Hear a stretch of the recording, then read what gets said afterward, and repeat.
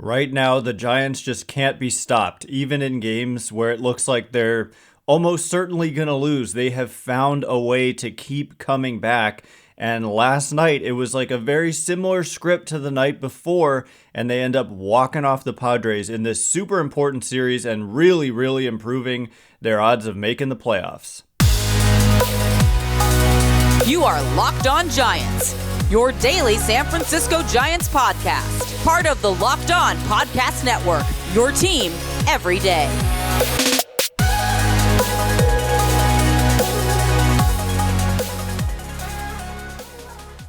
Hello and welcome to Locked On Giants, part of the Locked On Podcast Network, where it's your team every day. My name is Ben Kaspick, and on this show, we provide daily episodes Monday through Friday, talking about the San Francisco Giants in a way that's data-driven and rational, but also simple, passionate, and accessible to all. I'm a former contributor for the baseball statistics and analysis websites Beyond the Box Score and Rotographs. I've been podcasting about the Giants since 2015, and I'm a lifelong fan. Thank you for making Locked On Giants your first listen every day. We're free and available wherever you get podcasts, including YouTube. Check us out there and hit that subscribe button if you're watching on YouTube. Download the Game Time app, create an account, and use code LOCKEDONMLB for $20 off your first purchase. Last minute tickets, lowest price guaranteed. And coming up on today's show, the Giants have done it again. They have won their 9th straight game. They won a game where it really felt like they had no business winning. It honestly, in my mind, it's like a repeat of the previous game in that they followed a familiar script, in that the offense was kind of sleepy early. They were behind, and then they had a strong bullpen performance, and then they were able to chip away, and then ultimately in the end able to come through with a walk-off win. And the anatomy of this walk-off win, I mean, it was just something special in that bottom of the 9th inning after Joc Pederson tied it up with a homer in the 8th.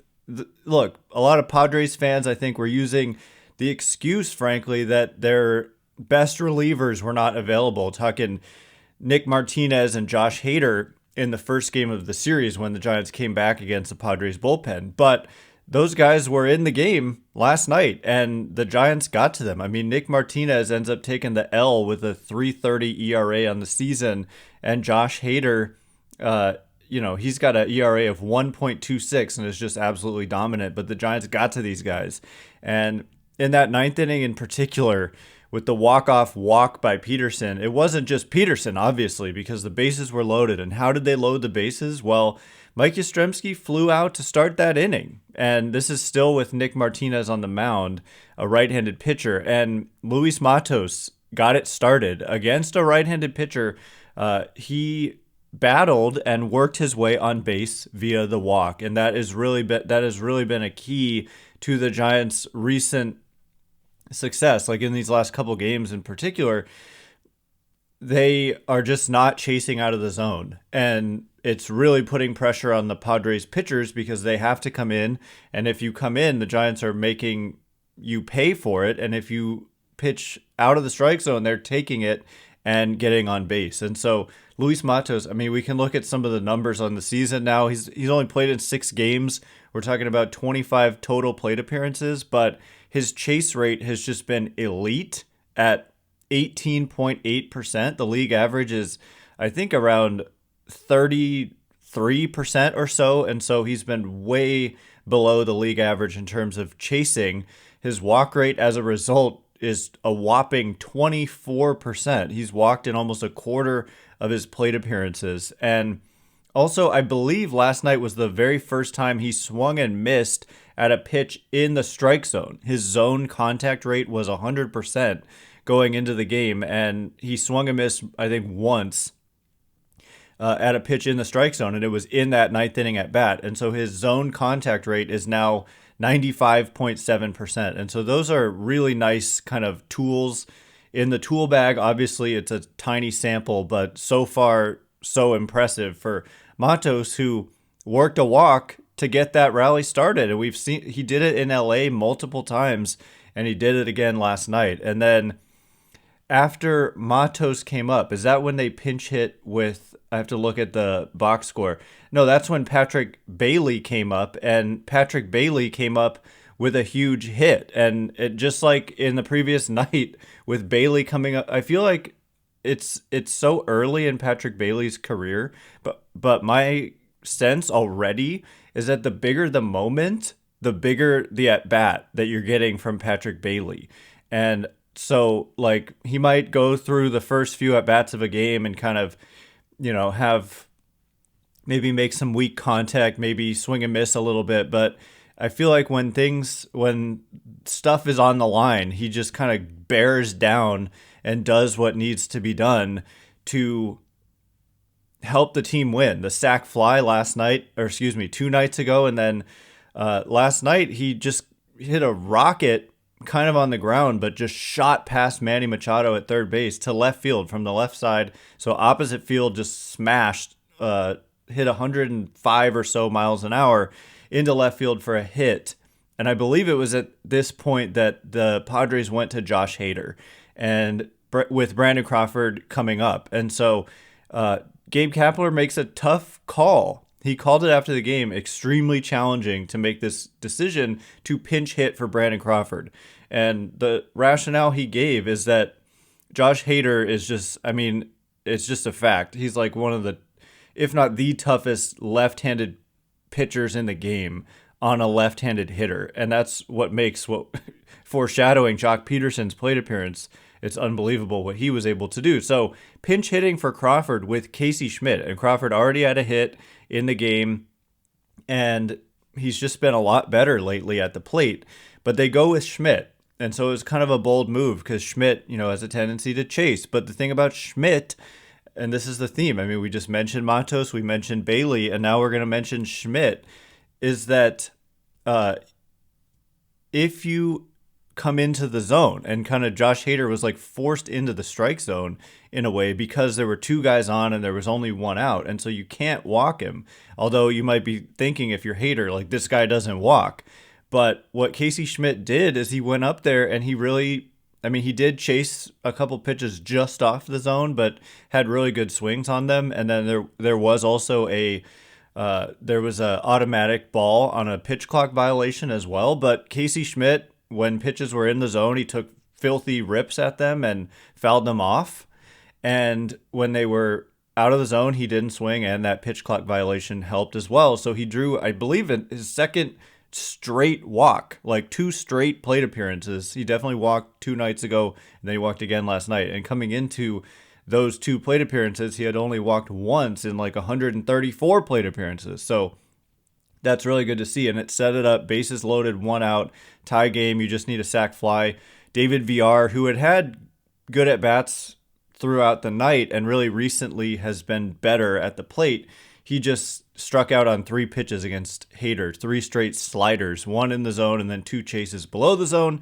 So that was not good. But then bases loaded for Joc, you're still in a position where a walk or a hit batter or a wild pitch or a hit or an error, anything can win you the game. But what's so tough about it is that it's left on left, and it's not just Hader is so tough on lefties, and Joc Pederson is historically so much worse against left-handed pitching. So it's not the matchup you want. Ideally, you have someone you can go to there, but they're banged up, and so they didn't have like a counter move to make. And for the second straight night, actually, it was a deja vu. Pederson, bases loaded, tie game, bottom of the 9th. And 2 nights ago, he struck out, chasing wildly on a slider down and away. But on this night, he just battled Hader, took 2 pitches out of the zone. They were kind of big misses, fortunately. And then he swung wildly at a pitch up out of the strike zone. And then he swung and missed at a pitch.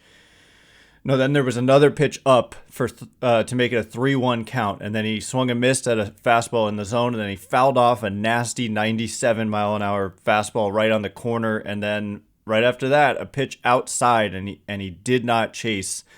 And it was ball 4, and it was a walk-off walk for the Giants, and it was their 9th straight win. And it's just, this team it's crazy. Like, these games, it doesn't feel like they're going to win, and then they have found a way just in these last couple nights against the Padres. And as I said, coming into this series, these are huge games because the Padres are a real threat. And by forcing them down and simultaneously yourself going up, it's put the Giants in a really good position. And so coming up in just a minute, I want to discuss the pitchers who made this possible and the unsung heroes. We're talking Keaton Winn and Tristan Beck last night, and how the Giants pitching staff is kind of unorthodox, but it has really played a major role in helping them win these games. So we will get into that in just a minute. But before we do, this episode is brought to you by Game Time. Buying tickets to your favorite event shouldn't have to be a stressful event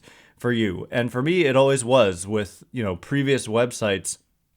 One of the big things for me, if I'm going to a new venue, I want to know what does it look like from the seat that I'm purchasing. I'm paying potentially a lot of money for a ticket, and I have no idea what it's going to look like from that seat in a new venue.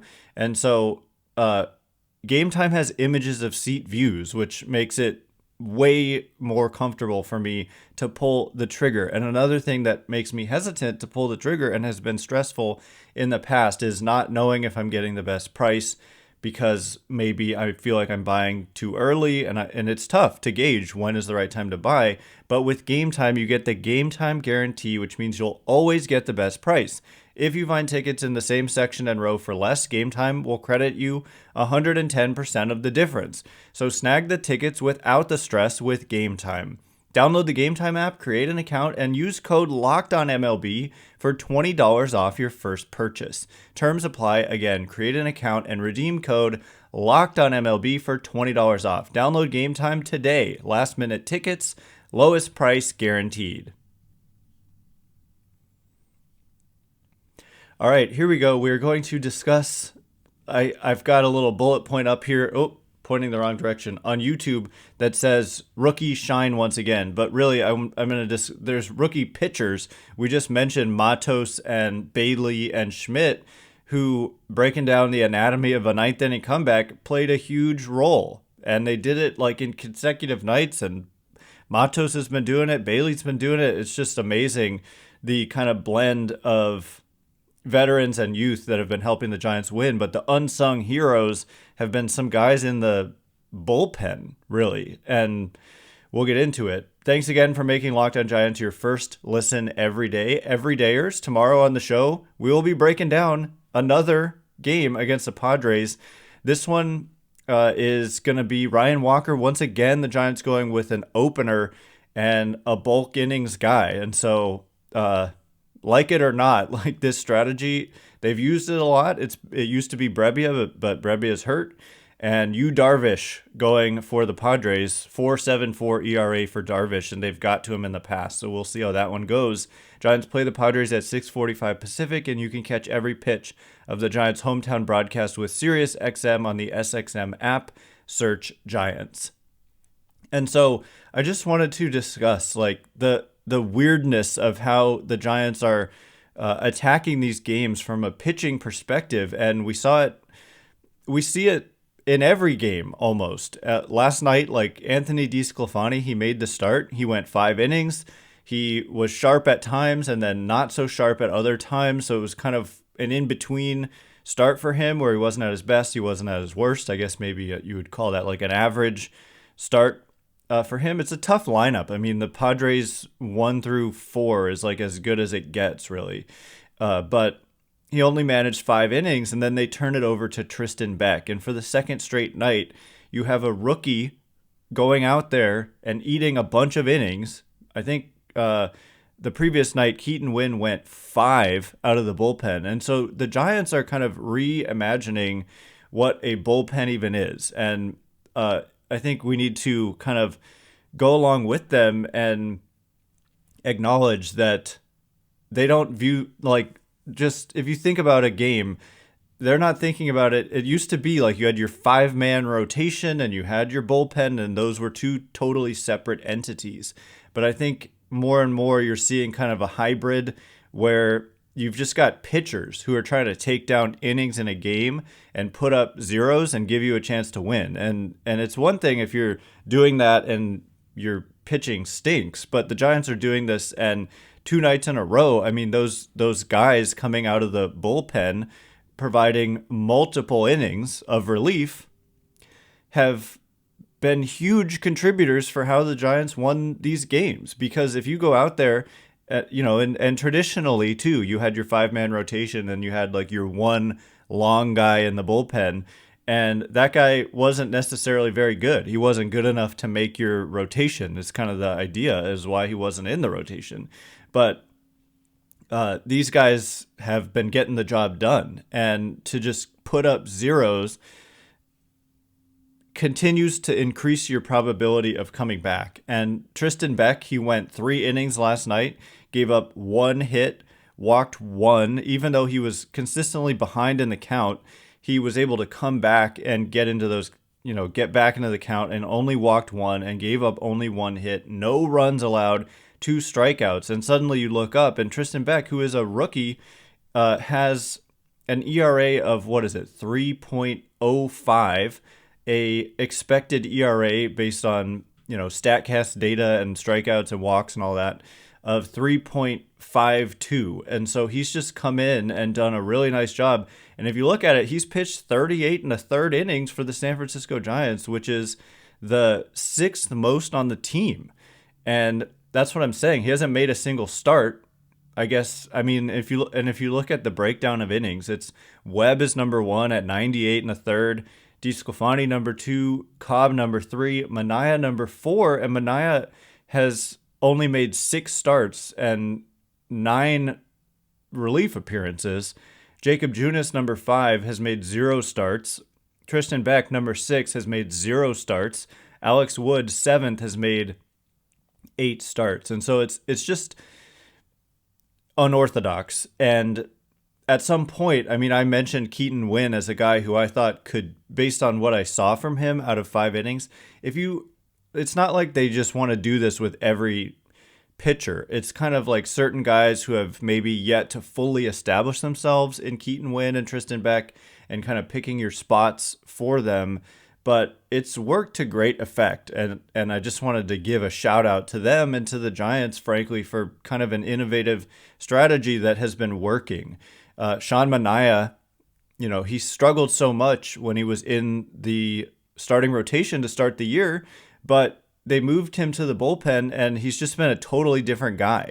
And so, they deserve credit for how they've kind of handled these pitchers, and overall the pitching and the bullpen, which is like, it's kind of a trick question. Like when you talk about, what is the Giants bullpen numbers? Like, it's including a lot of guys who are taking down innings that you would normally see from a starter. And so like Manaea and Beck and Winn and guys like that. And so, by the way, Keaton Winn has pitched 9 innings and he's got a 2.00 ERA, a 3.06 expected ERA. And I was just really impressed with the quality of his stuff in his 5-inning relief appearance of 0 runs that kept the Giants in that game. I believe it was 0 runs. It kept the Giants in that game, the first game of this series against the Padres. No, he gave up, 1 run, a solo homer to Juan Soto, the first batter he faced, and then he was not perfect after that, but he only gave up 3 total hits, no walks, 4 strikeouts, featuring just really nasty stuff. And so at some point, these guys could go into your rotation, but, what the Giants are doing now is working. And so I just want to pull this up and see if we can get some numbers on the relievers. Let me just go last 60 days for the bullpen. Oh, it doesn't let me do 60 days. Past, whatever. We'll just do past 30 days and see. Yeah, the Giants bullpen is number 1 by a mile in terms of bullpen production in the last 30 days.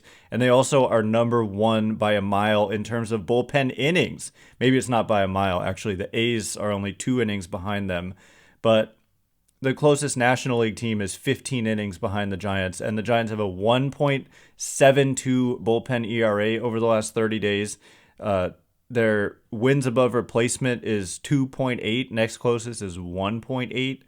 They have just been dominant out of the bullpen over the last 30 days, and really the last 60 days. And the only reason I can't pull that up quickly is because the little sorting thing won't let me. But anyway, just wanted to give credit to what the Giants are doing, and then also to these 2 specific rookie pitchers, Keaton Winn and Tristan Beck, who it goes not unnoticed, but they're unsung heroes of these two wins.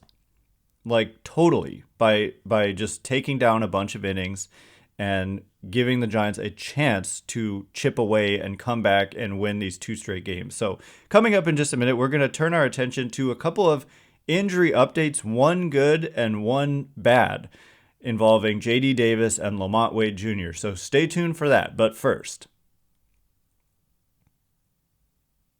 all right, as promised, we're going to give you a couple injury updates, one good and one bad, and both important.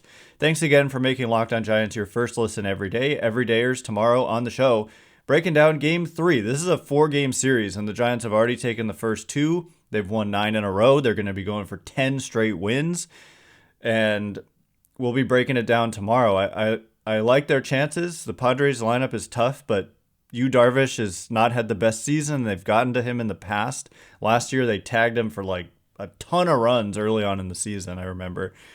The Giants play the Padres tonight again at 6:45 Pacific. You can catch every pitch of the Giants' hometown broadcast with SiriusXM on the SXM app. Search Giants. So yes, a couple of injury updates, one great and one bad. I mean, we're talking like dramatic impact potential. The great one, let's start with the good news, is that J.D. Davis returned to the starting lineup, and not just the starting lineup. Like, it'd be one thing if he was just DHing or something, but returned to the lineup and returned to the field. J.D. Davis has simply been an all-star caliber player for the first couple months of the season. Like, there's just nothing he hasn't done well. He's been a force at the plate against righties and against lefties. It doesn't matter. Just like an everyday player. I mean, a big part of this season is like certain guys really establishing themselves as like everyday players. And maybe he's like the most important guy who, we came into the year expecting David Villar to get the first crack, and he did get the first crack at being the everyday third baseman. But J.D. Davis just absolutely claimed that role with his performance. And the biggest part of it has been the defense. I mean, he could always hit, but he's hitting particularly well this year. But he's been known as a very poor defender, and yet he's turned it around and has been a good defender for the San Francisco Giants this year. And so that's credit to Kai Correa. The Giants they worked with him on very specific things to help him improve defensively with his like pre-pitch positioning, with how he like angles his foot when he's making throws to first base.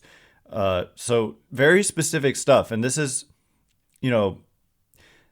part of what made him expendable to a team like the Mets. And they really gave up, the Giants didn't give up much to get J.D. Davis and a bunch of prospects in that trade. But the Giants being able to then take his weakness and turn it into a strength, and then he already had a strength as being a really good hitter, and then you suddenly have developed an all-star kind of just out of thin air almost. And so him coming back, he's just been a huge part of the Giants' success this year. So it's great. He sprained his ankle in St. Louis. So this is his first start since that day. I think it was the second game in St. Louis. And then they played a third game in St. Louis, 3 in LA, and then 1 against the Padres. And he hasn't been in the starting lineup since until last night. And so that was just great to see. And in the game, he ended up going, what did he do? He went 1 for 4 with a strikeout, just a single for J.D. Davis. But, great to have him back out there. He and Thairo Estrada and Lamont Wade Jr., to me, are deserving of going to the All-Star game. And we'll see. The voting has been terrible in the sense that, you've got way worse players ahead of them in the fan voting. So we'll see if any of those 3 even end up making it. They all deserve to be there. But the All-Star game ends up being unfair, and especially if you're a Giants player. Like, if these guys were doing this in New York, you can bet that they would be getting way more attention than they're getting here. But Lamont Wade Jr. is absolutely deserving himself, but a ominous kind of turn of events as he was scratched from the lineup about an hour before the first pitch. And according to Alex Pavlovich, via, I'm sure, Gabe Kapler, I'm not sure actually, but that the news is that Lamont Wade Jr. felt some side tightness during batting practice, and that he's going to get an MRI today on Wednesday. And so, obliques, sides, MRIs, I guess all we can hope for is that he gets this MRI and it just shows extremely mild something versus grade 1 or worse oblique strain, because those oblique strains, I mean, that's what kept Mitch Haniger out of the start of the season for so long. He did also get a little back injury while he was dealing with the oblique injury, but obliques and baseball don't go well together because you're constantly twisting, and if you have a little bit of an oblique issue and then you keep playing, you're going to aggravate it, and then it's going to be really serious and you're going to miss a ton of time. So you just have to wait until it's absolutely gone before you can do anything. And so, as key as Lamont Wade Jr. has been to this team all season long, he's been great. Losing him for any amount of time is a big blow. And right now, I mean, David Villar being the guy they're turning to at first base to make that start just is kind of indicative of how big of a potential drop-off you're facing at the first base position if Wade has to miss time. And I think normally it would be Flores, but Flores is also on the IL after hitting a ball off his foot, but thankfully it wasn't broken and it was just a 10-day IL. But missing Wade for any period of time is a big blow. So we'll await the news of that MRI, and the everydayers will get an update on it tomorrow. Thanks again for making Locked On Giants your first listen every day. Everydayers, update on Lamont Wade Jr. We'll have the update on the game itself. The Giants going for 10 straight wins. Didn't even mention their record is 41-32, I believe. Fangraphs has their playoff odds at about 70% now, and it's just rocketed straight up. And this is what I was saying, how these games are so important. And it's pushed the Padres down below 50%. Coming into this series, both teams were around 60%, so the Giants have gained 10 percentage points and pushed the Padres down 10 percentage points just by winning these two games. So if you can continue to just put your foot on the gas here, and then you're facing the D-backs, Giants are only 2.5 games out of first place in the division. Suddenly, Fangraphs has the Giants' odds of winning the division at roughly 1-4. And if they win the division, they're likely to get a first-round bye. And so, it's early in the season to be talking about all this, but it's worth mentioning that the division is very much in reach right now for the Giants. So everydayers will have an update on that tomorrow. The Giants play the Padres tonight at 6:45 Pacific. You can catch every pitch of the Giants' hometown broadcast with SiriusXM on the SXM app. Search Giants. Once again, my name is Ben Kaspick. Check me out on Twitter at Ben Kaspick, Kaspick. If you like this show, please consider rating it or leaving a review. It helps me out a lot. So thank you in advance, and thanks to everyone who's done so already. Can't wait to be with you again tomorrow. Thanks again for listening. You are now Locked On Giants.